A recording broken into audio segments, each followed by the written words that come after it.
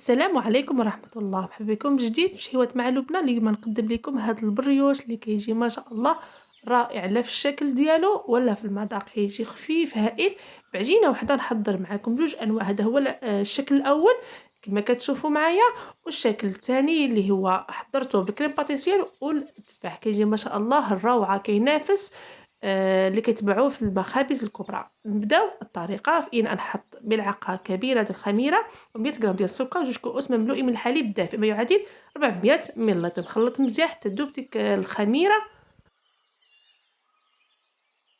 ودابا غادي نضيف كميه قليله من الدقيق، حوالي نص كوب من الدقيق. عندي هنايا 800 غرام ديال الدقيق، نوعيه جيده اللي غادي تكفيني لهاد الوصفه. المهم خديت منها كما قلت لكم واحد يعني نص كوب، وغادي نخلطو مزيان مع الخليط، وغادي نخليه يتفاعل تقريبا 20 دقيقه. غادي نتلاقاو كما كتشوفوا معايا الخليط ما شاء الله تفاعل والخميره عطات المفعول ديالها. دابا نضيف ليها جوج بياض ديال بيض الصفار، بجوجهم غادي نخليهم للدهن، وغادي نغطي على الصفر باش ما يبسش. وعندي هنا كاس الا ربع من الزيت، جوج ديال الفاني، ونخلط مزيان كما كتشوفوا.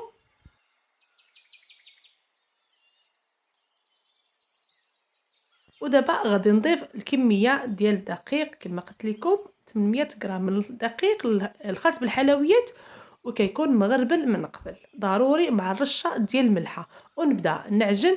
ضفت واحد ملعقه صغيره غير مملوءه من الخميره ديال الحلويات، وحوالي 4 غرام. المهم بعد ما ضفت الكميه الاولى ديال الدقيق نبدا نعجن كما كتشوف معايا. وانا كنضيف الدقيق شويه بشويه للعجينه. يعني الكميه انا قلت لكم 800 غرام، ولكن نتوما كتضيفوا يعني شويه بشويه. ممكن تاخذ لكم يعني 800 غرام قل معلقه او لا، المهم على حسب الحجم ديال البيض اللي ضفتوه والنوعيه ديال الدقيق. المهم بعد ما انا الكميه كلها حطيتها ديال الدقيق، جاتني العجينه ما شاء الله خفيفه كما كتشوف معايا. بعد ما جمعت العجينه غادي نحطها على سطح العمل، ونضيف لها ملعقه كبيره من الزبده حيوانيه. ضروري انكم تضيفوا الزبده اللي كتكون النوعيه ديالها جيده، لانك تضيف واحد المذاق هائل للبريوش. جميع انواع ديال البريوش حاولوا انكم تضيفوا يعني الزبده تكون نوعيه جيده. ونبدا ندخل ديك الزبده في العجينه كما كتشوفوا معايا حتى تدخل مزيان، ونتحصلوا على هذا الشكل كما كتشوفوا. العجينه طريه ما شاء الله. ودابا غادي نحطها في اناء، وغادي نغطي عليها ونخليها في مكان دافئ حتى يتضاعف الحجم ديالها. ودابا نحضروا كريمه الحلواني، فيها كاس ونص من الحليب ما يعادل 800 ملل، وملعقه ونص ديال السكر، وملعقه من النشا، ملعقه ديال مسحوق كريم باتيسير بالنكهه ديال الفاني، وملعقه صغيره من الفاني او لا ساشي ديال الفاني. نخلط مزيان ونوضعوه على النار مع التحريك المستمر حتى يعقد كما كتشوفوا معايا. بعد ما عقد ليا هذا الخليط غادي نضيف له ملعقه صغيره من الزبده، ونخلط مزيان حتى تذوب ديك الزبده. وغادي كما كتشوفوا معايا غادي نوضع البلاستيك على سطح ديال هذه الكريمه كما كتشوفوا انها صافي تخلطت مزيان. وضعت بلاستيك، نحاول اني ما نخليش الفراغ باش ما يعني تبقاش فيها الماء، ونخليها جانبا. رجعت العجينه بعد ما خمرات ما شاء الله وضاعف الحجم ديالها. غادي نحطها كما كتشوفوا على سطح العمل، وغادي نقسمها لجوج ديال الحصص، بما ان غادي نحضروا جوج انواع ديال البريوش.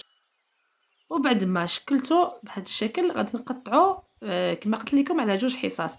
انا تعمدت ان الحصه الاولى تكون كبيره على الحصه الثانيه، لانني بغيت النوع الاول يكون اكثر من النوع الثاني. مهم كما شفتوا معايا خديت النصف يعني اللي كيكون الحجم ديالو شويه صغير، حطيته في البلاستيك وخليته جانبا، ونبدا الخدمه في القسم الاول كما كتشوفوا معايا. وغادي نقسمو هو كما بعد ما نشكلو على شكل مستطيل، نقسمو القطع او الاحجام اللي هي صغيره على حسب الرغبه. المهم انا درت هاد البريوش او القراش الاولين درتهم بالحجم اللي هو متوسط. تحصلت تقريبا على 13 حتى 14 حبه. المهم بعد ما نشكلهم كويرات اللي كيكون الحجم ديالها كما قلت لكم متوسط، غادي نحطهم في الصينيه اللي كتكون مفرشه بورق سيفيغيزي، وغادي نخليهم جانبا حتى يرتاحوا. وغادي نبدا الخدمه في الشكل الثاني.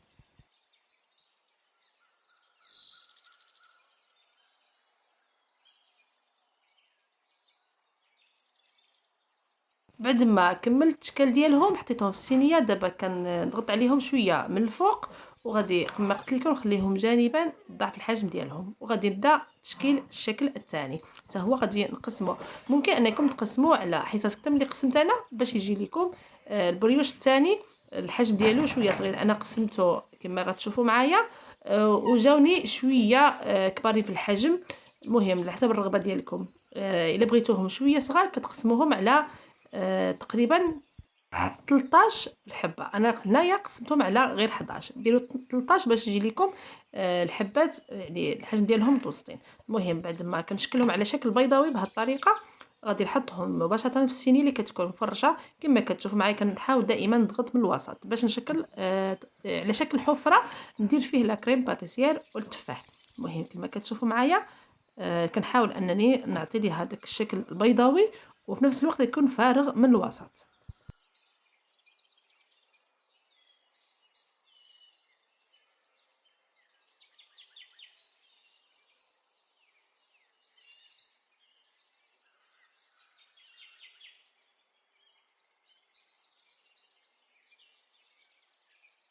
وبعد ما كملت تشكيل غادي نخليهم يرتاحوا تقريبا 30 دقيقه حتى يضاعف الحجم ديالهم.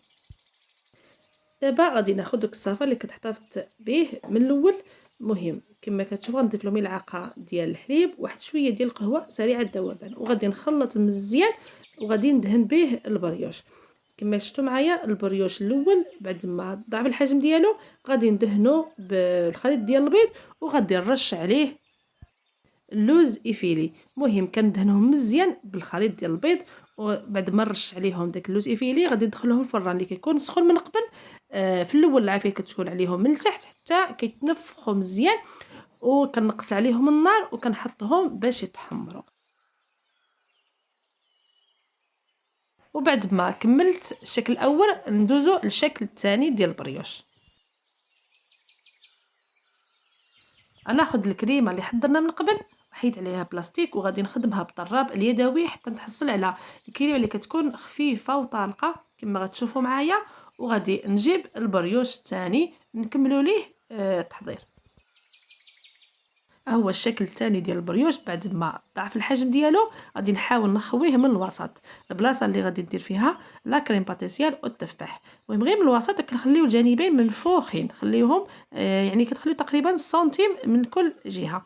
المهم بعد ما نخوي الوسط غادي نجيب لا كريم باتيسير بملعقه وبدا نعمر داك الحفر مزيان بالكريمه. الكميه ديال الكريمه جاتني مواتيه مع الكميه ولا الحبات ديال البريوش. ونبدا نعمر البريوش بالكريمه كما كتشوفوا معايا بهذه الطريقه.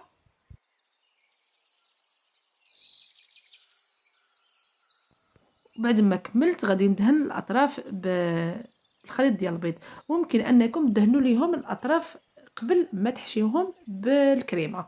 انا كنت نسيت واضطريت انني ندهنهم من بعد ماشي مشكل ما كيخسر لي حتى حاجه.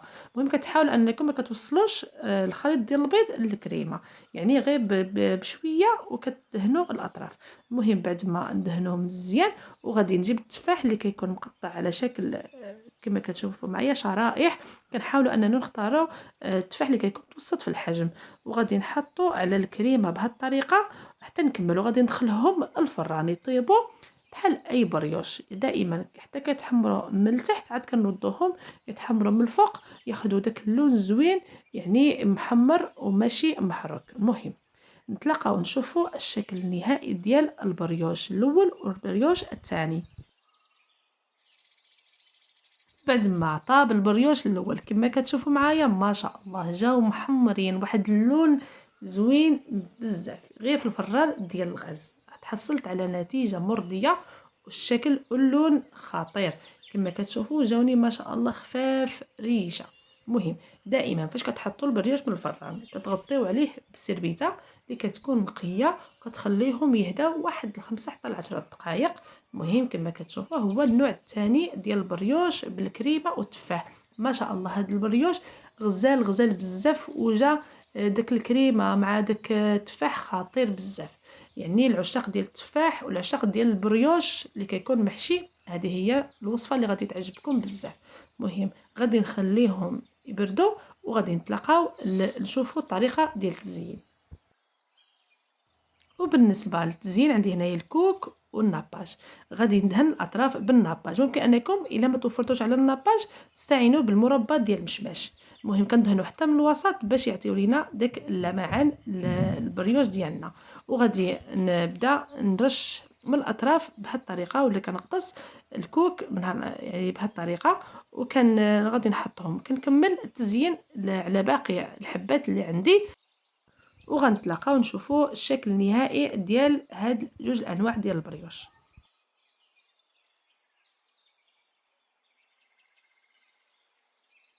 كما كتشوفوا معايا بعد ما كملت التزيين ديال البريوش ديال التفاح، ما شاء الله جا غزال غزال بزاف، المذاق ديالو كيحمق. كما قلت لكم وصفه اللي هي ناجحه وسهله وما كتاخذش المجهود، وكتحصلوا على بريوش خطير. والشكل الاول ممكن انكم ترشوا عليه السكر كلاص، كيعطي ليه الشكل زوين بزاف. مهم كما كتشوفوا معايا الشكل النهائي ديال هذا البريوش اللي جا ما شاء الله رائع جدا. غادي ناخذ الحبه من البريوش ديال التفاح وغادي نقسمها قدامكم. شو كنقول لكم، البنه راني كنضمنها لكم، الشكل راه قدامكم. واحد البريوش ما غاديش تبقاو تجيبوه من الفران نهائيا، كتعرفوا شنو كتاكلوا، يعني مخدوم بيديكم وعارفين شنو حاطين فيه، والنقاوه كل شيء يعني كتاكلوه مرتاحين. مهم غادي ما شاء الله بنين بنين بنين بزاف. المهم غادي نشوفوا الشكل الثاني حتى هو غادي نقسمه قدامكم. كما كتشوفوا معايا جاو رطبين وخفاف ما شاء الله، والاهم انهم لذاذ بزاف. مهم خليتكم بخير وعلى خير. نتمنى هذا الفيديو نال اعجابكم، ما تنساوش انكم تضغطوا على زر الاعجاب لهذا الفيديو، والى اللقاء لوصفه قادمه.